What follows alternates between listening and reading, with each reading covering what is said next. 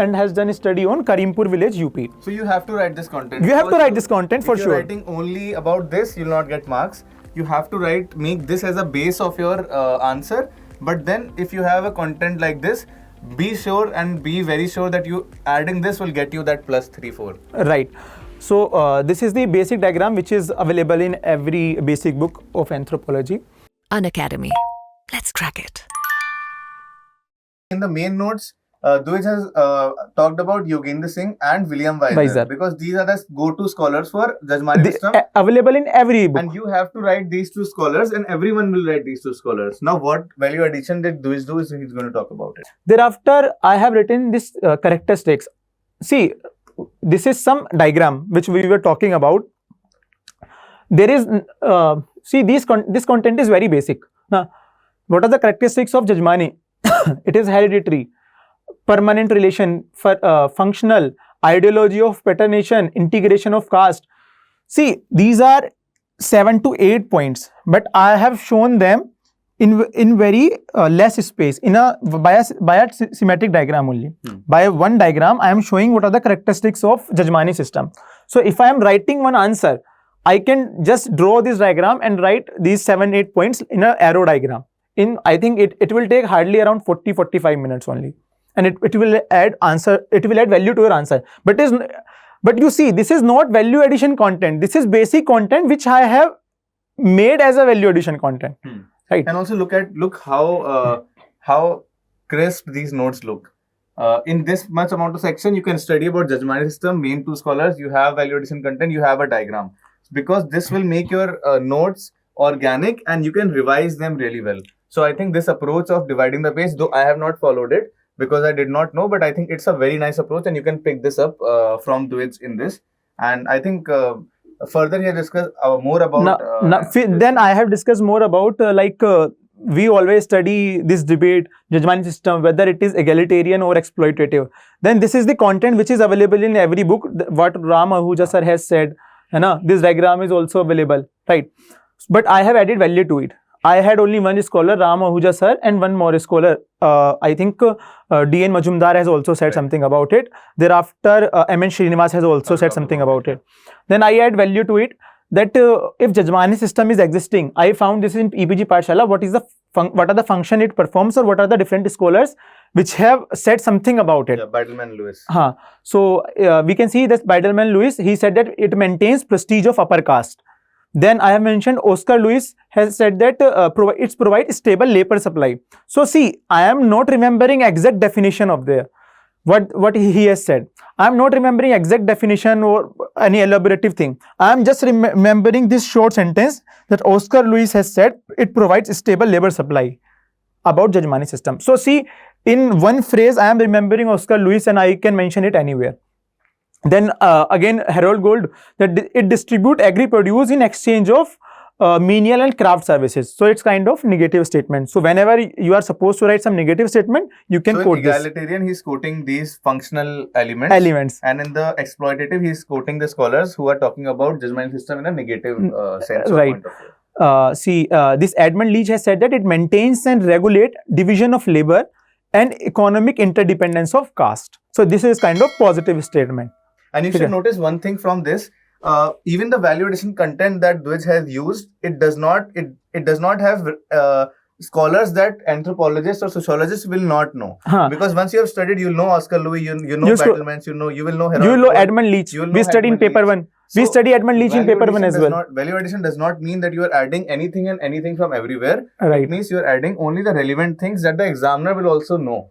So right. This is the point I think to be noted from. And this is some small diagram of Jajmani that I have shown. That is, there is tailor, there is priest, potter, like that. I got this diagram from some of the paper or something like that.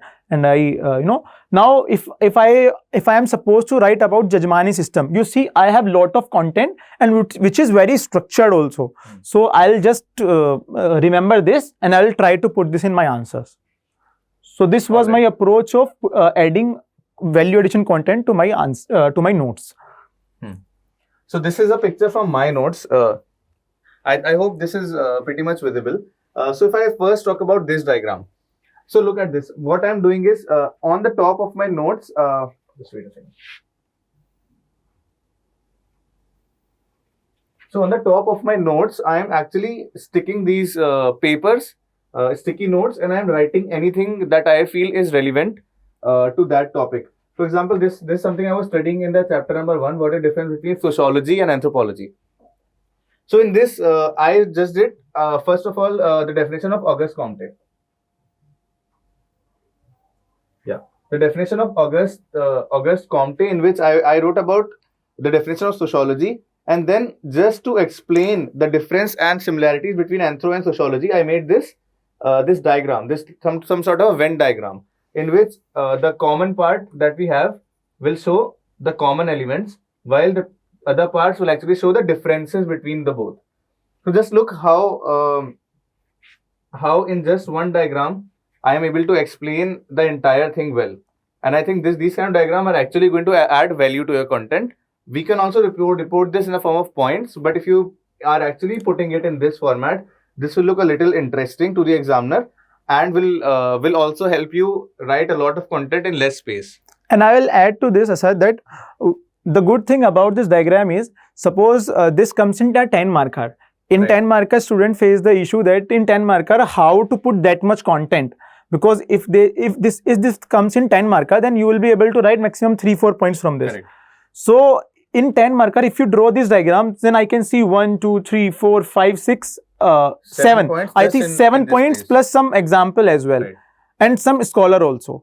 So I can see that this will go very good, and this will fetch you more marks and will help you in putting more content in less words. Right.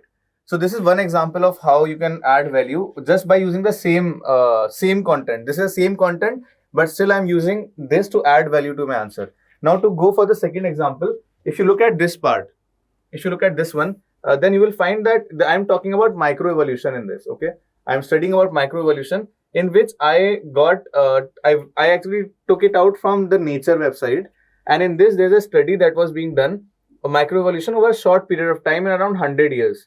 So this study was done in 1922 on guttural toad in Africa, in Mauritius, and how the size has changed in just 100 years. So point to be seen, the point that I want to make here is that your notes, now these notes are organic notes. Just on this page, I've actually written the static content of what microevolution is. But because I read something very interesting about microevolution, so I have just used this content in a form of a sticky note, sticking it directly on my static notes, making my notes organic. So that this is the main agenda of this slide, of how you can make your notes organic. I think when we study evolution in anthropology, we should also start applying it on our notes as well. Correct. Like how to make organic notes. So Because organic your notes means notes will also evolution, evolve. because your notes also evolve with time. Correct. Right.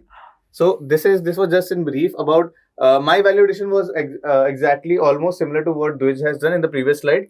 This slide was more meant to convey to you of how you can make your own notes organic, and they should evolve with your preparation. So I think this much is it about how to do value addition and how to add this to your notes. One part is left that we were already talking about, of how will you report this value addition content in your answer copies, but we want to discuss it in a separate video, in which we are going to discuss in general about answer writing in anthropology.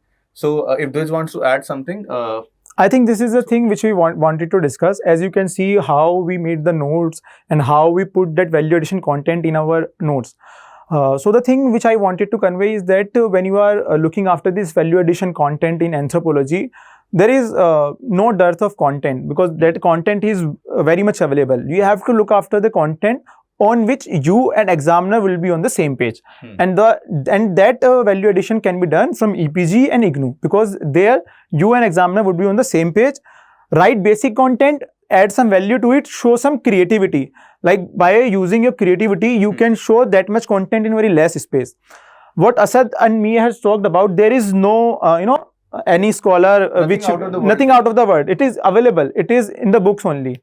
It is available on the government website. I think this thing that macroevolution I was talking about, it also came out as a report in the Hindu science page. Yes. So these are things that everyone is reading, but how you are actually grabbing them, adding to your notes, and then ultimately reporting it in an answer, what makes your copy different. So yes. I think this is it for this section of talking about value addition anthropology. We have very descriptively noted down the resources we have used. We have explained how you can make your notes more organic, how you can add value to your notes. We will very shortly talk about how you can report this in your answers and how to write better answers in anthropology. Till then, we wish you the very best, and we hope that you are studying well.